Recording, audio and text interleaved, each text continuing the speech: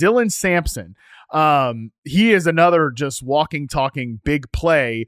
Obviously, as we know, there's some translatable questions coming from that offense and everything because it's the Looney Tunes Tennessee offense, Charles. We can't get through a draft season. Thankfully, I don't know if we have too many Tennessee receivers to be talking about this year. Although I think they had that one guy who tore up the combine. So I'm sure there will be some sickos asking for the reception perception charts on Is it Thompson, the Tennessee receiver? I don't know. Whatever. Don't know. Yeah.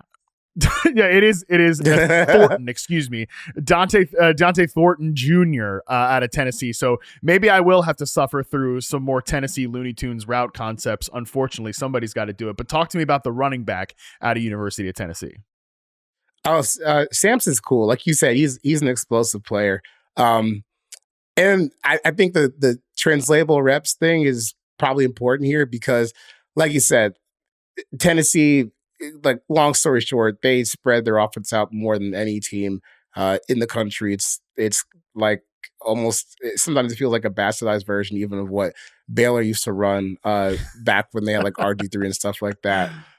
But they spread the field out wide as hell. They know teams know they're going to throw deep, so you get a lot of light boxes, and that is definitely going to help you, rush for 22 touchdowns. It's almost 60 yards per carry on 260 carry workload over the season.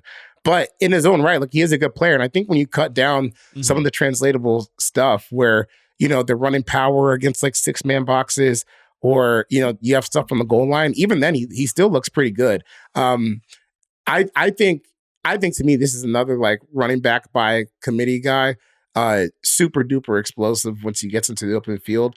Sometimes I wonder like how he would fare like breaking tackles at the NFL level. But man, when he gets a runway, like, it can really, really look nice for him. And obviously when you play in an offense that runs the ball that much, that throws the ball that much, you're going to get, some experience as far as working that part of the game too. So I like Sampson. I think he's a committee back, like I said before, but you're getting someone who in the reps where it's looked like what you'll see on Sundays, he's looked pretty good. He's looked explosive.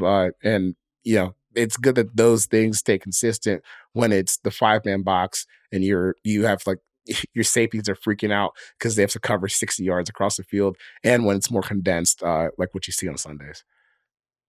Yeah, again, some of those translatable reps, it's more of like the inside runs for him where, like, yeah, you're not just getting to the edge on a 5-man box. Like, that's never going to happen. But, like, it's actually, you got to block it up pretty well. It's more of a condensed formation, things like that, which you just don't see a lot from this offense. I see him as a guy that's more of a fit in that type of offense that's really trying to run the ball up the interior as opposed to some of these more outside zone backs that we've talked. And again, like, maybe they're a team for one of the gap.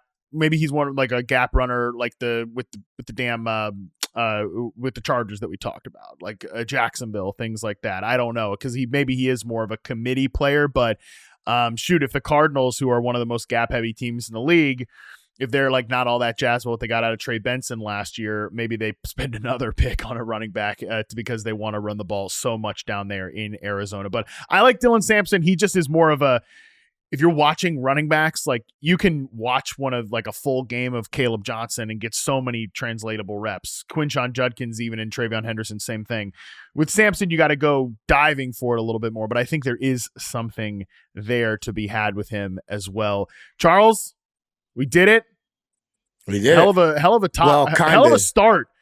Yeah, I was going to say, we started. Hell of a start to this year's draft class, because we just got through 6 players, full evaluations. There are still a ton of guys to get to in part 2. Cam Scattaboo, RJ Harvey, DJ Giddens. Like, there's a lot of players in this, in this class that could become the Aaron Joneses or the Chris Carsons that we talked about in that 2017 class that maybe aren't the headliners, but could eventually be big time players in a backfield in the NFL.